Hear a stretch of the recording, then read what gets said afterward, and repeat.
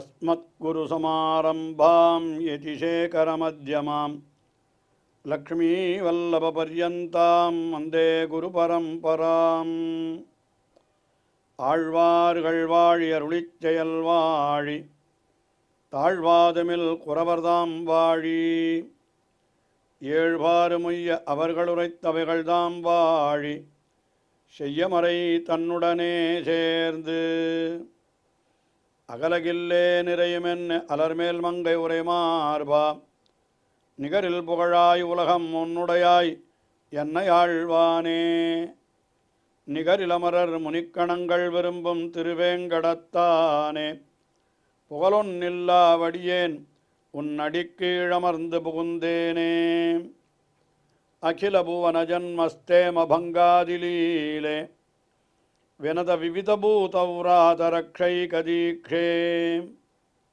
ஸ்ருதிசிரசி விதீப்தே பிரம்மணி ஸ்ரீனிவாசே भवतु मम परस्मिन् शेमुषी भक्तिरूपा श्रीमान् वेङ्कटनाथार्य कवितार्किककेसरी वेदान्ताचार्यवर्यो मे सन्निधत्तां सदा हृदि வேதாந்த தேசிகன் திருவகீந்திரபுரத்திலே எழுந்தருளியுள்ள எம்பெருமான் தேவநாயகன் அவனை துதித்து 2 ஸ்தோத்திரங்களை அருளி செய்துள்ளார். அதிலே ஒன்று தேவநாயக பஞ்சாசத் என்கிற ஸ்தோத்திரம், அதை நாம் அனுபவித்து விட்டோம். அடுத்தபடியாக அச்சுத சதகம் என்கிறது அவர் அருளி செய்த மற்றொரு ஸ்தோத்திரம். அந்த எம்பெருமானுக்கு அடியவர்க்கு மெய்யன், அடியவர்களை கைவிடாதவன் என்று அவனுக்கு திருநாமம் உண்டு. ஆயினாலே அவனை அச்சுதன் என்கிற சப்தத்தாலேயும் வழங்குவதுண்டு. அச்சுதன் என்னாலே அடியவர்களை கைவிடாதவன் என்பதுதான் பொருள். அப்படிப்பட்ட அச்சுதனான தேவநாயகனை குறித்து அருளி செய்த ஸ்தோத்திரமாகையினாலே இது 100 ஸ்லோகங்களை கொண்டதாக அமைந்திருக்கிறபடியினாலே இதற்கு தேவநாயக, அதாவது அச்சுத சதகம் என்று இந்த ஸ்தோத்திரத்திற்கு பெயர் அமைந்திருக்கிறது. அதிலே இப்பொழுது 6வது ஸ்லோகத்தை நாம் அனுபவிக்கிறோம். இந்த 6வது ஸ்லோகத்தில் என்ன தெரிவிக்கிறார் என்றால், எம்பெருமான் 10 அடியவர்க்கு எளியவன், பிறர்களுக்கு அரிய வித்தகன் என்று நம்மாழ்வார் அருளி செய்த அந்த விஷயத்தை இந்த ஸ்லோகத்திலே தெரிவிக்கிறார்.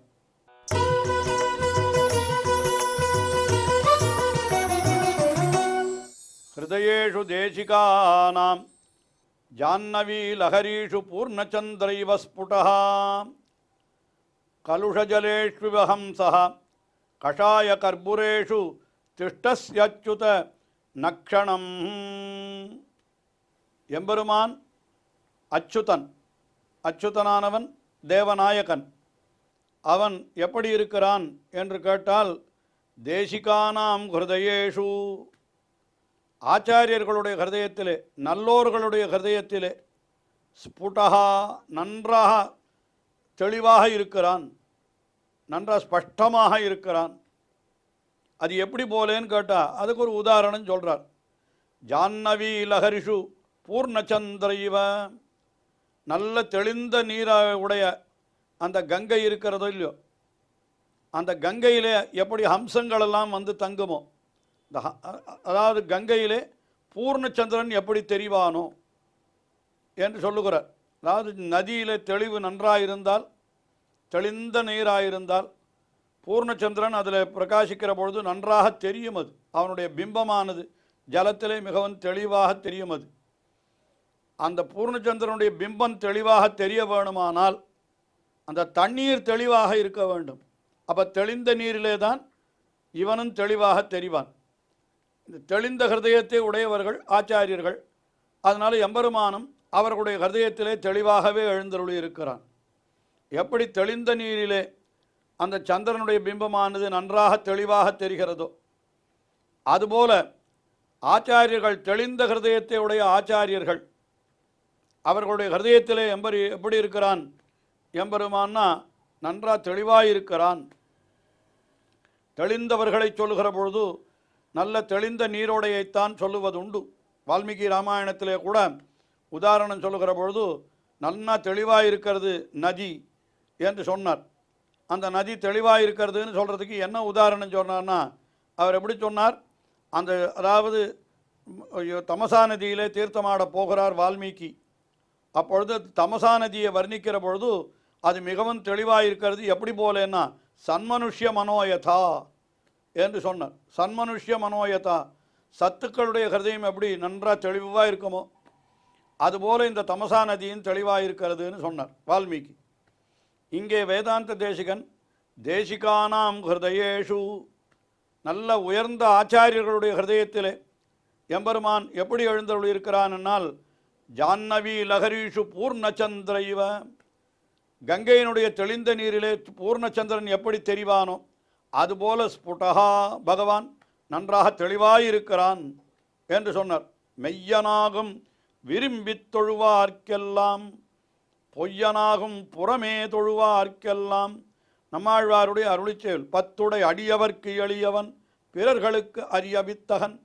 அதை அப்படியே இந்த ஸ்லோகத்தில் காட்டுறாருன்னு சொல்லலாம் நாம். அப்புறம் அப்படி நல்லவர்களுடைய ஹிருதயத்தில் இப்படி எழுந்தருளியிருக்கிறான் எம்பெருமான், கெட்டவர்களுடைய ஹிருதயத்தில் என்று கேள்வி கேட்டால் அதில் நிச்சயமாக இருக்கவே மாட்டான் என்று சொல்கிறார். கலுஷஜலேஷு வஹம்சா கஷாய கர்புரேஷு திஷ்டசி அச்சுத நச்சணம். அதாவது பகவானையே பார்த்து சொல்லுகிறார், கலுஷஜலேஷு, கலங்கிய ஜலத்திலே ஹம்சம் எப்படி அமர்ந்திருக்காதோ, ஒரு க்ஷணம் கூட இருக்காது அது. அதாவது கலுஷஜலேஷு ஹம்சஹா இவா, ஹம்சம் கூட, அன்னப்பறவை கூட தெளிந்த நீர் இருக்கிற இடத்துல தான் வந்து தங்கும். ஜலம் தெளிவாக இல்லை என்னால் ஹம்சம் தங்கவே தங்காது. அதுபோல கஷாய கர்புரேஷு, தோஷங்கள் நிறைந்த உள்ளங்களிலே எம்பெருமான் என்ன பண்ணுகிறான் என்னால் அவன் இருக்க மாட்டான். ந திஷ்டசி அச்சுத க்ஷணம், ஒரு க்ஷணம் கூட அவர்களுடைய ஹிருதயத்திலே இருக்க மாட்டான்.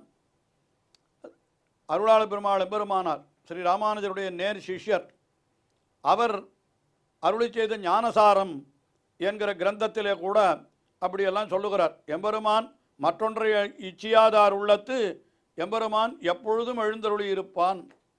அதே சமயத்தில் இப்படி இல்லாதவர்களுடைய ஹிருதயத்தில் மண்மடந்தை மால் அவன் இருந்தாலும் அது முழுமேல் இருப்புன்னு, அவனுக்கு முழுமேல் இருக்கா மாதிரி இருக்குமா. இதெல்லாம் ஞானசாரம் என்கிற கிரந்தத்திலே அருளாள பெருமாள் பெருமானார் என்கிற ஆச்சாரியரும் காட்டியிருக்கிறார். ஏறக்குறைய அது போன்ற அர்த்தத்தை இங்கே சொல்லுகிறார். என்ன சொல்லுகிறார், தேசிகானாம் ஹிருதயேஷு ஸ்புடஹா கஷாய கர்புரேஷு ந திஷ்டசி க்ஷணமபி என்று சொல்லுகிறார். நல்லவர்களுடைய ஹிருதயத்திலே எப்பொழுதும் எம்பெருமான் எழுந்தருளி இருக்கிறான்.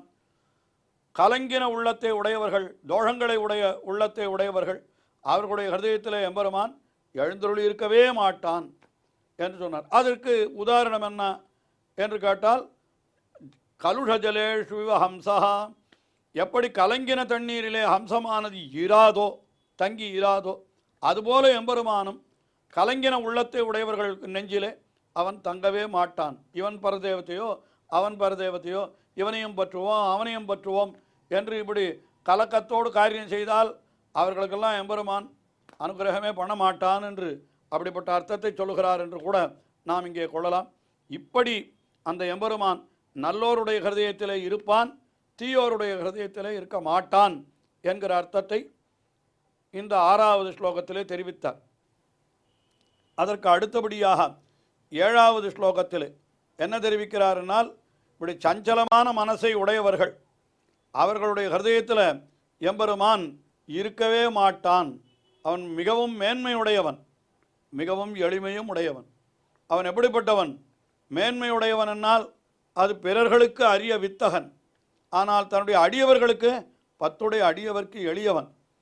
அப்படிப்பட்டவன் எப்படி யாருடைய ஹிருதயத்தில் இருப்பான் என்று கேட்டால், ஸ்ரத்தையை உள்ளவர்களுடைய, அதாவது எம்பெருமானிடத்தில் பற்றுதல் உள்ளவர்களுடைய ஹிருதயத்திலே அவன் எழுந்தருளியிருப்பான். ஆனால் மலச்சஞ்சலம் உடையவர்கள் யாராவது இருந்தால் அவர்களிடத்திலிருந்து விலகி விடுகிறான் எம்பெருமான். பொய்யனாகும் புறமே தொழுவார்க்கெல்லாம் என்ற அர்த்தத்தை மறுபடியும் இந்த 7வது ஸ்லோகத்திலேயும் காட்டுகிறார்.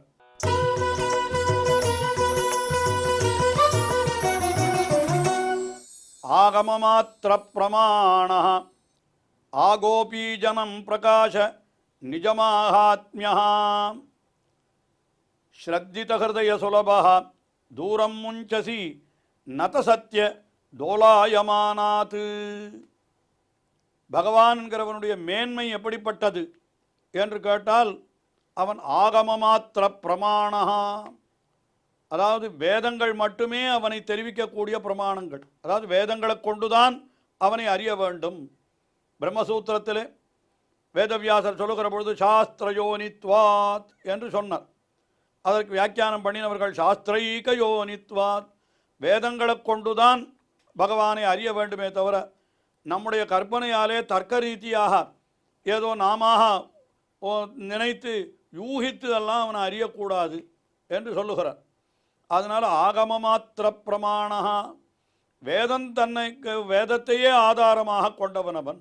அப்படிப்பட்ட பகவான், அது அவனுடைய மேன்மை. ஆனால் அவ்வளவு மேன்மை உடையவன் என்ன பண்ணுகிறான்? ஆகோபி ஜனம் பிரகாஷ நிஜமாஹாத்மியா, கோபிகைகளும் கூட தன்னை அறியும்படியாக தன்னை காட்டி கொடுத்தான் அவர்களுக்கு. கோபி ஜனம் என்னால் கோபி ஜனங்கள் வரை என்று பொருள். அது கோபி ஜனங்கள் என்னால் அவர்களை தாழ்ந்தவர்கள் இல்லையா, அவர்கள் பெரிய ஞானமுடையவர்கள் என்று அவர்களை சொல்ல முடியாது. அறிவொன்றுமில்லாத ஆய்க்குலம் என்றே ஆண்டாள் அருளி செய்தாள். அப்படிப்பட்ட ஆயர்களுக்கும் கூட நிஜமாகாத்மியத்தை பிரகாசப்படுத்தினான். தன்னுடைய பெருமையை அவர்களும் அறிந்து கொள்ளும்படி செய்தான். சொன்னார்கள் அல்லவா, உந்தன்னை பிறவி பெருந்தனை புண்ணியம் யாமுடையோம் என்று அவர்களே சொன்னார்கள் என்ன, அதையும் ஆண்டாள் காட்டினாள் அல்லவா. ஆகினாலே அவ்வளவு மேன்மை உடையவன் தன்னை இவ்வளவு தாழ விட்டு கொண்டிருக்கிறான். அதான் பிரம்மாவாய் இழந்து போதல், இடைச்சியாய் பெற்றுவிடுதல் என்றெல்லாம் ஆச்சாரியர்கள் ஸ்ரீசூக்திகளை அருளி செய்வார்கள். ஆகமமாத்திர பிரமாணா, அது மேன்மை. ஆகோபீஜனம் பிரகாஷ நிஜமாத்மிய மாஹாத்மியா, அது அவனுடைய சௌலபியம், எளிமை. அவ்வளவு எளியவனாயிருந்தாலும் யாருக்கு அவன் கிட்டுவன் என்று கேட்டால் ஸ்ரத்தித ஹிருதய சுலபா, ஸ்ரத்தையுள்ள ஹிருதயத்தை உடையவன். அவனிடத்தில் பற்றுதல், அதான் பத்துடை அடியவர்க்கு எளியவன். அது அப்படியே ஸ்ரத்தித ஹிருதய சுலபா என்று காட்டுகிறார். பத்துடை அடியவர் யாரோ அவர்களுக்கு மிகவும் சுலபன், எளியவன் என்று சொன்னார். ஆனால் பிறர்களுக்கு என்னால் அரிய வித்தகன். அது பிறர்ன்றதை இந்த இடத்துல எப்படி காட்டினார் வேதாந்த தேசிகன்? என்னால் தூரம் முஞ்சசி தோலாயமானாது. டோலாயமானம்னா என்ன அர்த்தம்? டோலா என்கிற சப்தத்திற்கு என்ன அர்த்தம்? ஊஞ்சல் என்று பொருள் உண்டு. டோலான்னா ஊஞ்சல். இந்த கோவில்களில் கூட ஊஞ்சல் உற்சவம் நடத்துவா, அது டோலோத்சவம்னு சொல்லுவது வழக்கம் உண்டு. டோலாயமானன்னு அந்த ஊஞ்சலை போல இப்படி முன்னையும் பெண்ணையும் ஆடிக்கொண்டிருக்கிறதோ இல்லையோ ஊஞ்சல், அதுபோல் இவனுக்கும் கூட மனசு அலபாயிருது. முன்னையும் பெண்ணையும் இது பேர தேவத்தையோ அது பேர தேவத்தையோ, அவனிடத்தில் போய் இதை கழுக்கலாமா அதை கழுக்கலாமா என்று இப்படி மனம் சஞ்சலப்படுகிறது அல்லவா. அவன் விஷயத்தில் எம்பெருமான் எப்படி இருப்பான்னா தூரம் முஞ்சசி, அவனை வெகு தூரத்திலேயே தள்ளி வைத்து விடுகிறான் என்று சொல்லுகிறார். அவனுக்கு நதசத்திய, இதுதான் அந்த எம்பெருமானை குறித்த வார்த்தை. இது எம்பெருமானுடைய திருநாமம். நதசத்திய என்னாலுன்னா அடியவர்க்கு மெய்யன். அந்த அடியவர்க்கு மெய்யன் என்கிறது திருமங்கை ஆழ்வாருடைய அருளிச் செயலில் இருக்கக்கூடிய திருநாமம். அது அப்படியே ஒரு பல ஸ்லோகங்களிலே வேதாந்த தேசிகன் காட்டுகிறார். நத அவனை அடிபணிந்தவர்கள், அவர்களுக்கு சத்தியன்னா மெய்யன், மெய்யனாயிருப்பவன். இந்த மெய்யனாகும் விரும்பி தொழுவார்க்கெல்லாம், பொய்யனாகும் புறமே தொழுவார்க்கெல்லாம் என்கிற அர்த்தத்தை இந்த ஸ்லோகத்திலேயும் மிக அழகாக காட்டுகிறார். அவ்வளவு உயர்ந்தவன், ஆகவங்களாலே வேதங்களாலேயே அறியப்படுபவன், கோபிகளுக்கும் தன்னை வெளிப்படுத்தினான். அதனால் ஸ்ரத்தையுடையவர்களாயிருந்தால் அவனை சுலபமாக அறிந்து கொள்ளலாம். ஆனால் அலைபாய்கிற மனதை உடையவர்களாயிருந்தால் அவர்கள் வெகு தூரத்தில் தான் இருக்க வேண்டும் என்று இந்த 7வது ஸ்லோகத்திலே தெரிவித்தார். இதே போல இன்னும் ஸ்லோகங்கள் தொடர்கின்றன, தொடர்ந்து அனுபவிப்போம். ஸ்ரீயக்காந்தாய கல்யாண நிதையே நிதையேர்த்தினாம் ஸ்ரீவேங்கடநிவாசாய ஸ்ரீனிவாசாய மங்களம். ஸ்ரீமத் சுந்தரஜாமா திருமுனிமானசவாசினே சர்வலோக நிவாசாய ஸ்ரீனிவாசாய மங்களம்.